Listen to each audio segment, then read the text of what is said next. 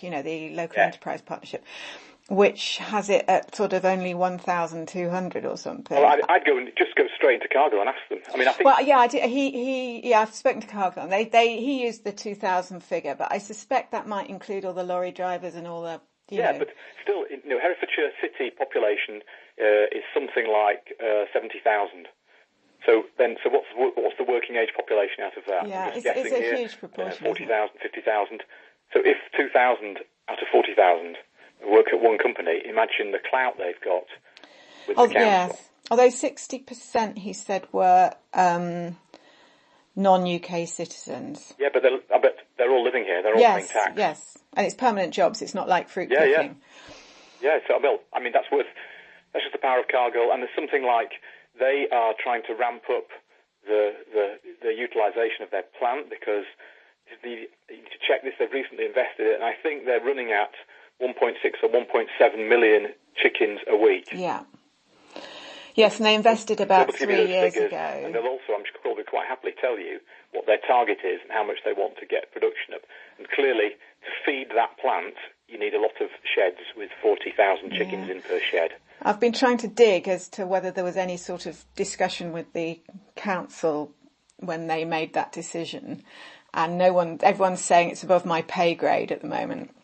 Well, okay, so the way to get this sort of stuff out is to go into the council, write an FOI request. No, don't use FOI. Use the European equivalent, Environmental Information Regulations 2004, and say this is a request for information under the Environmental Information Regulations 2004, and ask for copies of all correspondence to or from Cargill and the council, and give them some dates and see what you get.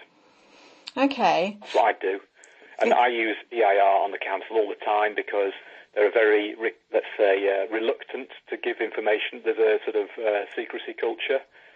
However, EIR is very much more powerful than FOI because there are no absolute exemptions and everything has to be judged on the public interest test. Okay, I mean, at the moment they've been quite cooperative. So I'm sure at the moment, but when they think you're digging into this and what exactly is the relationship between Cargill and the council? And the trouble is, it might just be some conversations. Private employer in the city, and the amount of investment they put in, and then the other money side is the money in, constructing the sheds and operating them, and the money in it for the farmers as well. Yeah. But the driver is we've got these massive Cargill plants. They've expanded the capacity, therefore they want more sheds. Yes, he said he put a call out for 90. Herefordshire, click, click, click. That's it, really. Yeah. John Reed. Helen and Ros will have been involved, I'm sure, in up-to-date battles with that and have a view on why things are going through and whether the public concerns are being properly reflected. I was thinking about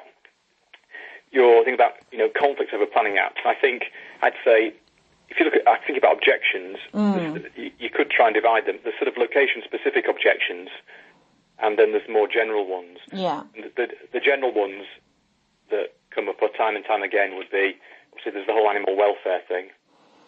People say it's just inhuman to stick 40,000 chickens in that amount of space who never see a blade of grass or sunshine or can't indulge in natural chicken behaviour. Like my hens outside. Yeah. There's the growing one, which I think is I've sent you some stuff on it. I think it's an absolute time bomb. Is the mass dosage of antibiotics? Yeah, the antimicrobial. I am aware of that. I've been trying to. It's really scary. Look at that. George Osborne, not known for his sort of environmental interests, but to be fair to him, if you read stuff he said about this when he was Chancellor, and then he put Gus O'Neill, who was one of the top economists with Goldman Sachs, in charge of the review. And I've just had a look this morning. Some of their stuff is really scary, I think. I just looked at the thing. It said 75% of antibiotics given to farm animals, they reckon, are excreted, unmetabolized, which means then the potential is they get into the water sources. Yeah. So, I was trying to find out whether anyone has done any research in this area where there are chicken farms that have been there since the 50s and 60s. Yeah. You would think that it would be interesting to research the local populations and the local environment to see if there's any build-up. And I have mentioned it when I'm interviewing people, and there's just mainly blank looks. Yeah, so again, I've sent you some other stuff here. Yes, sorry, I did see some of it, and I'm aware of, I'm following sort of George Monbiot's articles and things. I think that summarises, I think if there was one summary article about the big picture stuff on intensive poultry, and also it references Herefordshire, it references the Dawston stuff at Bage Court. That was a massive battle, which Helen Hamilton was involved in. And there's another chicken thing going through somewhere near Dawston. I can't remember its name. I think it's called Archenfield. Yes, that's right. I think it's gone to either judicial review or something. Yeah, that's right. But what will happen with that, I don't know. But that's the same sort of thing. But that's a great article. And then there was put on the sort of public health risks. I did send you something that was really interesting. It was the first time I saw it from the FT, and it was about Dutch work done in Utrecht, a proper scientific study about what they call the pollution plumes coming out of these things, because there's such nasty stuff in, the bioaerosols, the dust, the ammonia, God knows what else there is. And actually doing the first real study on lung function across a huge section of the population and what their findings are. And I think that would be interesting to see whether anyone's followed it up. And I note the end quote, this guy, Stephen Holgate, chair of the European Respiratory Society Sounds Council, sounds like a Brit to me, and you may be able to, can't even say, has any work been done in the UK? This stuff. No, absolutely. And the question, if you wanted to be sort of investigative, Herefordshire Council has someone called a Director of Public Health who's called Karen Wright. I haven't heard her name. Wright. And it would be a really interesting question to say, given the huge concentration of intensive poultry units, particularly in the north of the county and around the Lug catchment, what work have you done or what advice have you produced for the planners on the public health risks? I mean, that would be very interesting.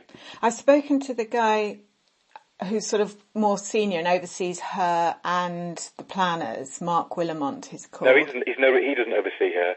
Her reporting line is to the chief executive. Oh, really? Okay. Oh, yeah. This is completely different. Okay, because I actually contacted him and said I'd like to speak to environmental health and public health. No, she's not environmental health. It's more public health. All councils now have to have a director of public health. Public health, okay, yeah. So it's completely different. And she's independent. She's not in that, is not, let's say, possibly compromised by being in the department or reporting to people with titles like head of planning. Yeah. Yeah. Because that's the problem with all these specialists. You may be the specialist conservation officer or the environmental health officer, but you've got to think about your job and promotion and, and if there is a rah, we support chicken sheds philosophy in the council, let's have more of them, there's no limit, then what are you going to do? Are you going to put your hand up and go, excuse me, or are you going to keep your head down? Yeah, just for information, you might be interested, there's been a slight move in Shropshire that the ecologists there have stood up on ammonia. Right. And they've just published some new guidelines and are looking at cumulative impacts. They're insisting on applications looking at other sites in the vicinity. And it seems to be the first instance of someone standing up and saying, hang on a minute. Yeah. It's only provisional. It's only happened. They only published it in about April or May. Yeah. But there is just the beginning. They're much more interested in ammonia in Shropshire, and in Herefordshire, it's much more about the phosphates. Yeah, Helen Hamilton. Yeah. Into ammonia. Yeah. So I remember from her stuff.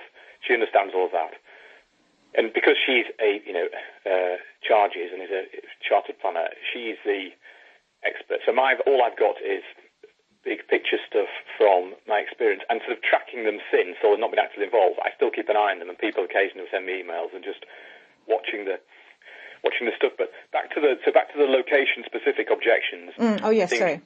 It's because one of the reasons is Herefordshire has no policy regulating the location, which is astonishing because it's a large county and it'd be quite possible with not many people to make sure these things were only ever put in greenfields where the nearest house or public building or whatever was, I don't know, a mile away or 2 miles away. anyway. Yeah, or some something sort like of supplementary planning guidance of some that. sort. Yeah, which is what Anthony Powers, who you've obviously spoken to, Yeah. Councillor Anthony Powers, he tried